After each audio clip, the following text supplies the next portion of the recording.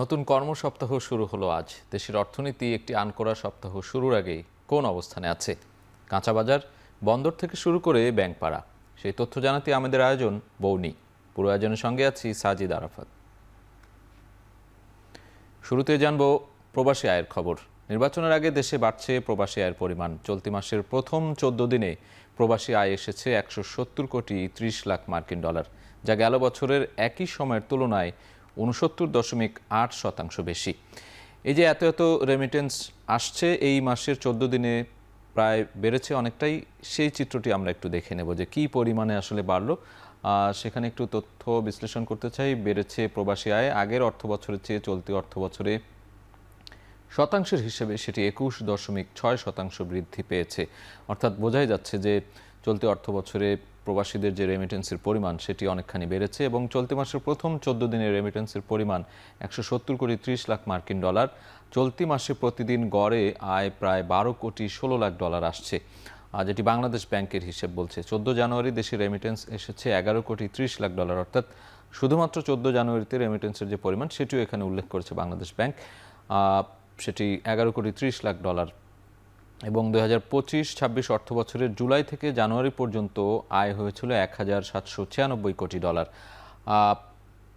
2025-26 অর্থ বছর জুলাই থেকে জানুয়ারি, এই তথ্যটিও কিন্তু বাংলাদেশ ব্যাংক এখানে জানিয়ে দিয়েছে। এবং আগের অর্থ বছরে যার পরিমাণ ছিল 1478 কোটি ডলার, অর্থাৎ 2024-25 অর্থ বছরে এটি পরিমাণ ছিল। একই সময়ে 2025-26 অর্থাৎ এক অর্থ বছর পরে সেটি কিন্তু অনেকখানি বেড়েছে, 1796 কোটি ডলার দেখছি আমরা, যেটি ছিল আগে 1478 কোটি ডলার। অর্থাৎ বলাই চলে যে নির্বাচনের আগে অর্থনীতির গতিধারা কিংবা রেমিটেন্সের যে প্রবাহ সেটি কিন্তু ঊর্ধ্বমুখী রয়েছে। এবার জানবো স্বর্ণের বাজারের খবর। দেশের স্বর্ণের বাজার ঊর্ধ্বমুখী, প্রতিনিয়তই বাড়ছে দাম। সবশেষ ভরিতে বেড়েছে 2625 টাকা। নতুন দামে 22 ক্যারেটের স্বর্ণের ভরি দাঁড়িয়েছে 2,34,680 টাকা। আমরা একটু সেই চিত্রগুলো দেখে নেব, স্বর্ণের দাম এখন কি পর্যায়ে রয়েছে। প্রতিনিয়তই আমরা দেখে থাকি যে স্বর্ণের দাম বেড়ে যায়, প্রতি সপ্তাহে বা দিনের ব্যবধানেও কিন্তু আমরা দেখে থাকি।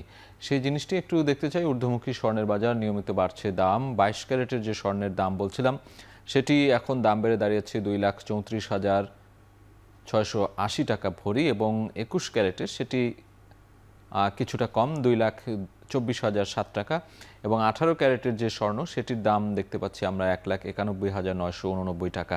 সনাতন যে স্বর্ণ রয়েছে তার দাম 1,57,231 টাকা। অর্থাৎ বাংলাদেশ জুয়েলার্স অ্যাসোসিয়েশন বাজুস যে প্রতিনিয়ত দাম দর ঠিক করে দেয়, সেখান থেকেই আমরা এই দরগুলো জানিয়ে দেওয়ার চেষ্টা করছি। এবার রূপার দামে দেখতে চাই, অপরিবর্তিত রূপার দাম। স্বর্ণের দাম এক নাগারে বাড়তি থাকলেও কিন্তু রূপার দাম অপরিবর্তিত রয়েছে, সেটি একটু দেখব। 22 ক্যারেটের যে রূপা সেটির দাম আমরা দেখছি প্রতি ভরিতে 5,949 টাকা। 21 ক্যারেটের যে রূপা রয়েছে সেটির দাম 5,715 টাকা ভরি, এবং 18 ক্যারেটের রূপার দাম 4,999 টাকা ভরি। সনাতন যে রূপা রয়েছে তার ভরি হচ্ছে প্রতি ভরিতে 3,674 টাকা। ট্রাম্প প্রশাসনের নানা সিদ্ধান্তে বিদায়ী বছরে যুক্তরাষ্ট্র থেকে বাংলাদেশে আমদানি বাড়েনি, উল্টো কমেছে। দু দেশের মধ্যে আমদানি রপ্তানির পরিমাণ, বেড়েছে বাণিজ্য ঘাটতি। গেল কয়েক বছরের তুলনায় আমদানির পরিমাণের সাথে রপ্তানি কমে গেল, এবং 10 মাসে দেশটি থেকে আমদানির যে পরিমাণ সেটি 195 কোটি 84 লাখ ডলারের পণ্য। সেই চিত্রটি দেখব আমরা, যে বাংলাদেশ যুক্তরাষ্ট্রের যে বাণিজ্য ঘাটতির কথা বলছি সেটা বছরের যে পরিমাণ 2023, 24, 25 আমরা সেই বছরগুলো যদি উল্লেখ করে বলতে চাই, সেখানে 2025 আমরা চলতি যে ঠিক বিদায়ী যে বছর 2025, সেখানে আমরা দেখতে পাচ্ছি আমদানি ছিল 195.84 মার্কিন ডলার, আর রপ্তানির যে পরিমাণ সেটি 813.24 মার্কিন ডলার, এবং ঘাটতি দেখতে পাচ্ছি আমরা 617.40 মার্কিন ডলার। 2024-এর ক্ষেত্রে আমরা আমদানি দেখছি 229.52 মার্কিন ডলার, রপ্তানি হয়েছে 835.87 মার্কিন ডলার, ঘাটতির পরিমাণ ছিল 606.35 ডলার। অর্থাৎ 2025-এ ঘাটতি কিন্তু বেড়েছে, আমরা দেখছি $617.40, যেটি 2024-এ ছিল $606.35, এবং রপ্তানির পরিমাণ 2025-এ যতটা ছিল 2024-এ কিন্তু তার থেকেও বেশি ছিল, অর্থাৎ এক বছরে কিন্তু বেশ খানিকটা কমেছে। 2023-এর চিত্রটি আমরা দেখতে চাই। আমদানি $225.04 মার্কিন ডলার এবং রপ্তানি $827.37 মার্কিন ডলার। ঘাটতির জায়গায় দেখছি আমরা $602.33 মার্কিন ডলার ঘাটতি, অর্থাৎ 2023-এ যে ঘাটতি ছিল সেটি 2025-এ এসে কিন্তু অনেকটাই বেড়ে গিয়েছে সেই ঘাটতি। এবং মার্কিন যে অর্থনৈতিক বিভিন্ন গ্রুপ রয়েছে সেন্সাস ব্যুরো, তাদের একটি পরিসংখ্যানে এই বাংলাদেশ যুক্তরাষ্ট্র যে বাণিজ্য ঘাটতির যে চিত্র, সেই চিত্র উঠে এসেছে। যে আন্তর্জাতিক কিছু বাণিজ্যের খবর জানতে চাই। চীনের অপরিশোধিত জ্বালানি তেল আমদানি 2025 সালে সর্বোচ্চ রেকর্ডে পৌঁছেছে। দেশটির তথ্য বলছে 2025 সালে চীন আমদানি করেছে 55,77,30,000 টন জ্বালানি তেল। সেই চিত্রই দেখব যে চীন এই মুহূর্তে শীর্ষে রয়েছে অপরিশোধিত যে তেল আমদানি, সেখানে আমরা কিছু তথ্য জেনে নেব। ডিসেম্বরে চীন আমদানি করেছে 5,59,70,000 টন তেল। জ্বালানি তেল আমদানিতে শীর্ষে বলছিলাম চীন, সেই জায়গা থেকে এই পরিমাণটিও কিন্তু অন্যান্য দেশের তুলনায় অনেকখানি বেশি। এবং নভেম্বরে আমদানি করেছে 5,08,90,000 টন, অর্থাৎ নভেম্বরের চেয়ে ডিসেম্বরে কিন্তু অনেকটা বেশি আমরা পরিমাণ দেখছি। এক বছরের ব্যবধানে তাদের আমদানি বেড়েছে 17%। 2025 সালে চীনে জ্বালানি তেলের যে মজুদ সেটি 4,30,000 ব্যারেল বলা হচ্ছে, এবং 2024 সালে এই প্রবৃদ্ধির পরিমাণ ছিল 84,000 ব্যারেল, অর্থাৎ 24-এ যেই পরিমাণ ছিল 2025-এ কিন্তু সেটির যে পরিমাণ সেটি কিন্তু আমরা দেখছি যে আরও অনেকখানি বেশি। দেশটির জ্বালানি তেল প্রক্রিয়াজাত সক্ষমতা 1,53,80,000 ব্যারেল।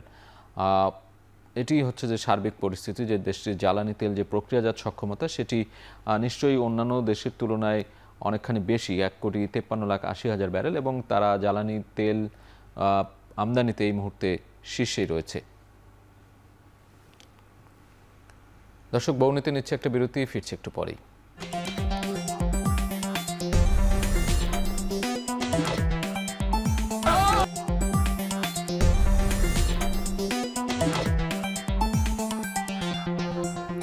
ফিরে এলাম বিরতির পর, আপনারা দেখছেন বউনি।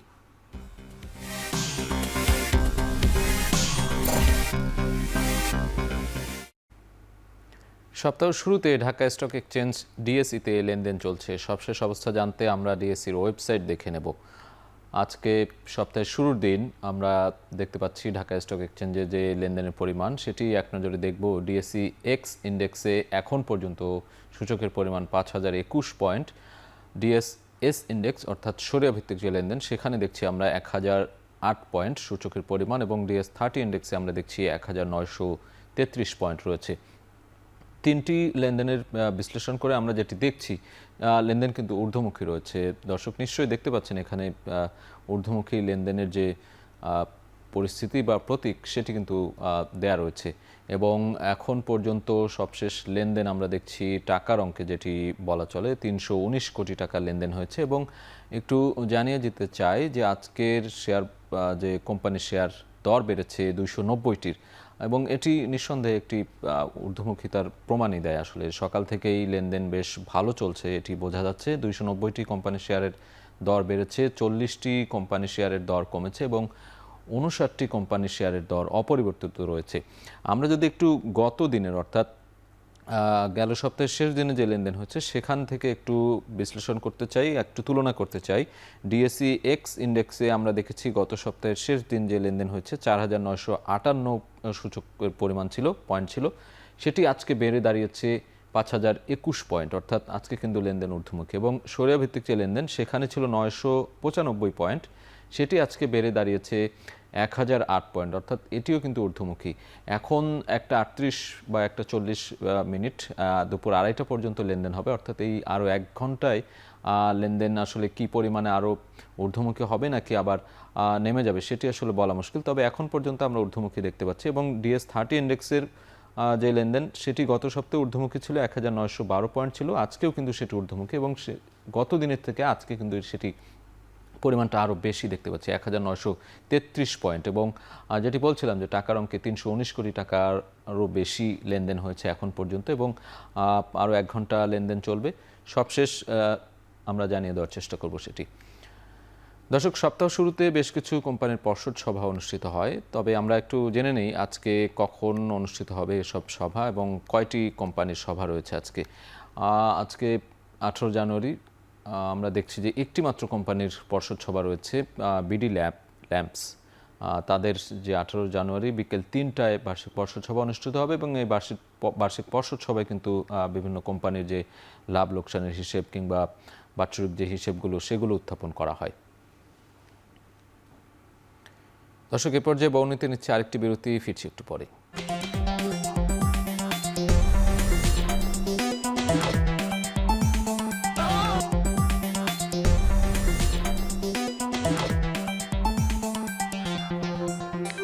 বিরতির পর ফিরে এলাম, আপনারা দেখছেন বৌনি।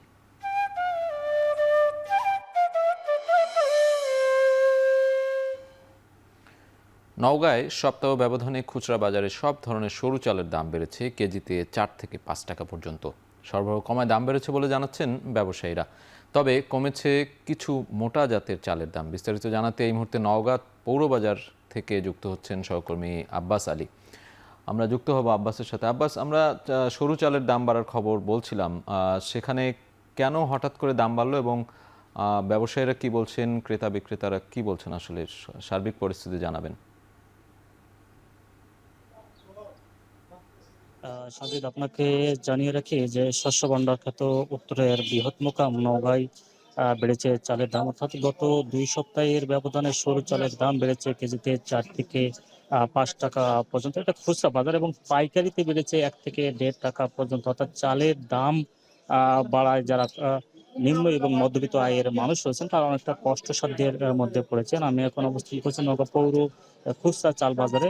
চালের দাম বাড়ার পর এখানে সরু জাতের চাল বিক্রি হচ্ছে কাটারি ভোগ 75 থেকে 76 টাকা, জিরা সাইল 68 থেকে 70 টাকা, বিন আর 28 বিক্রি হচ্ছে 60 টাকা, এবং আটক বিক্রি হচ্ছে 130 টাকা পর্যন্ত। তবে আসার বিষয়টা হচ্ছে যে যেহেতু এখন আমন ধানের মৌসুম চলছে এবং আমন ধানের দামও কিছুটা কম রয়েছে, যার কারণে বলা যায় যে গত 2 সপ্তাহের ব্যবধানে এই আমন ধানের যেসব চাল রয়েছে মোটা জাতের সোনা 5 টাকা কমে এখন বিক্রি হচ্ছে 50 টাকা কেজি পর্যন্ত। তো আমি নওগাঁ জেলা ধান চাল কলের সাধারণ সম্পাদকের সঙ্গে কথা বলেছি। তিনি জানিয়েছেন যে যেহেতু বোরো মৌসুমে ইরি বোরো ধানের আবাদ হয়, অর্থাৎ বছরের একটি মাত্র ফসল হয় ইরি বোরো, আর এই সময় সরু ধানের আবাদ হয়, যার কারণে বলা যায় যে এখন ধানের সরবরাহ অনেকটা কমে এসেছে। অর্থাৎ বছরের যেহেতু শেষ মৌসুমে এখন ইরি বোরো আবাদ শুরু হয়েছে, যার কারণে বছরের শেষ মৌসুম হওয়ায় এই সরু ধানের সরবরাহ কমে এসেছে, যার কারণেই দাম অনেকটা বেড়েছে বলে তিনি জানিয়েছেন। অর্থাৎ সরু ধান এখন বাজারে বিক্রি হচ্ছে 1750 থেকে 1850 টাকা পর্যন্ত। আর এই ধানের সরবরাহ কমে আসার কারণে চালের বাজারে একটা প্রভাব পড়েছে বলে তিনি জানিয়েছেন। আবার আমন মৌসুমের ধান যেহেতু এখন কিছুদিন আগেও কাটামারা শেষ হয়েছে, এখন ভর মৌসুম, যার কারণে হাটে এই আমন ধানের সরবরাহ রয়েছে, এবং ধানের সরবরাহ বেশি থাকার কারণে স্বর্ণা চালের দাম কিছুটা কম বলে তিনি জানিয়েছেন। তবে খুচরা ব্যবসায়ীরা বলছেন যেহেতু এখন চালের দাম বেড়েছে, যার কারণে প্রশাসন যদি নজরদারি দেয় এবং যদি ধানের চালের সরবরাহ যদি আবারও নতুন করে আমদানি করা হয়, অর্থাৎ ভারতীয় যেসব চাল আছে সেগুলো যদি আমদানি করা যায় তাহলে চালের দাম আর কমে আসবে বলে তিনি সরবরাহ এখানকার খুচরা ব্যবসায়ী জানিয়েছেন। তো এই ছিল আমার কাছে চালের বাজার নিয়ে সব শেষ। নওগাঁ থেকে সহকর্মী আব্বাস আলী যুক্ত ছিলেন আমাদের সাথে। সরিষার বাড়তি চাহিদা ও ভালো দামের কারণে টাঙ্গাইলে দিন দিন বাড়ছে সরিষার আবাদ। আবহাওয়া অনুকূলে থাকায় এবার ফলনও হয়েছে ভালো। এছাড়া সরিষা ফুল থেকে মধু সংগ্রহের উদ্দেশ্যে সরিষা ক্ষেতে মৌ বাক্স স্থাপন করেছেন মৌ খামারিরা। ইনি আরও জানাতে টাঙ্গাইলের বিল মাগুরাটা গ্রাম থেকে যুক্ত হচ্ছেন সহকর্মী কাউসার আহমেদ। কাউসার, আপনি রয়েছেন একটি সরিষা ক্ষেতে, সেখানে মধু চাষের অনেক কার্যক্রম দেখতে পাচ্ছি। জানাবেন যে এবার লক্ষ্যমাত্রা কেমন, টাঙ্গাইলের যে চাষিরা রয়েছে তারা কেমন লাভবান হচ্ছেন? জি, আমার পেছনে প্রায় 2.5 শতাধিক মৌ বাক্স রয়েছে। সেখানে সাতক্ষীরা যে খামারি রয়েছেন তিনি এখানে এসেছেন। তিনি বলছেন যে টাঙ্গাইল সারা দেশের মধ্যে দ্বিতীয় সরিষার আবাদের ক্ষেত্রে, যে কারণে তারা শুধু এই সাতক্ষীরা সহ আশেপাশের অঞ্চলের কয়েক হাজার মৌ চাষি যারা রয়েছেন তারা এই টাঙ্গাইলে আছেন এবং সরিষার ফুল থেকে মধু সংগ্রহ করে দেশের চাহিদা মিটিয়ে এবং অন্যান্য কোম্পানির মাধ্যমে তারা বিদেশে রপ্তানি করে থাকেন। আর এই কয়েকজন চাষি জানিয়েছেন যে টাঙ্গাইলের যারা বেকার ও যুবকরা রয়েছেন, শিক্ষিত বেকার, তারা উদ্যোক্তা যদি হতে চায় তাহলে তারা সার্বিক সহযোগিতা করবেন বলে জানিয়েছেন কয়েকজন মৌ খামারি। তারা বলছেন যে এই মৌ বাক্স থেকে একটা থেকে প্রায় 4 থেকে 5 কেজি পর্যন্ত মধু সংগ্রহ করা যায়, আর সপ্তাহে একবার করে মধু সংগ্রহ করা যায়। এতে করে যেমন এই খামারে অন্তত 4 থেকে 5 জন মানুষের কর্মসংস্থানের সুযোগ হয়। তারা বলছেন যে অন্যান্য বছরের চেয়ে এবার টাঙ্গাইলের সরিষার ফলন অনেকটা ভালো, তবে মাঝখানে কিছুদিন আগে যে ঘন কুয়াশা পড়েছিল সেই কুয়াশার কারণে মধু সংগ্রহে অনেকটা ব্যাঘাত ঘটবে বলে জানিয়েছেন মৌ খামারিরা। আর এদিকে কয়েকজন কৃষক জানিয়েছেন যে 1 বিঘা জমিতে সরিষার চাষ করতে তাদের খরচ হয় 3 থেকে 6 হাজার টাকা পর্যন্ত, আর এখান থেকে প্রায় 12 থেকে 15 হাজার টাকার তারা সরিষা বিক্রি করতে পারেন। তারা বলছেন যে এই সরিষার ক্ষেতের পাশে যদি মৌ বাক্স বসানো হয় তাহলে মৌমাছির কারণে যে পরাগায়ন হয় এতে উৎপাদন অনেকটাই বেড়ে যায়। তারা বলছেন যে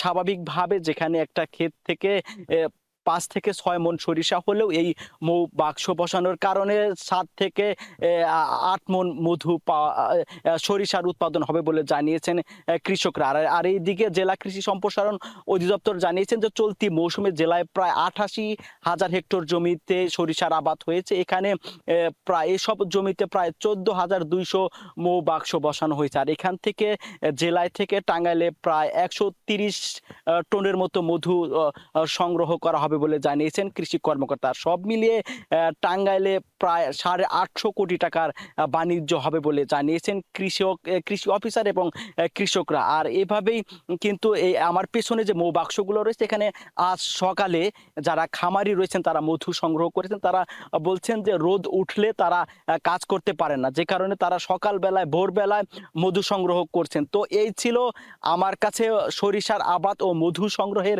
সর্বশেষ তথ্য। টাঙ্গাইল থেকে সহকর্মী কাউসার আহমেদ যুক্ত ছিলেন আমাদের সাথে। দর্শক, শেষ করছি আজকের বউনি। এখন টেলিভিশন ওয়েবসাইটে দেখতে ভিজিট করুন www.ekhon.tv। এছাড়া ফেসবুকে দেখতে ভিজিট করুন facebook.com/tv.ekhon। ইউটিউবে দেখতে ভিজিট করতে পারেন youtube.com/c/ekhon tv।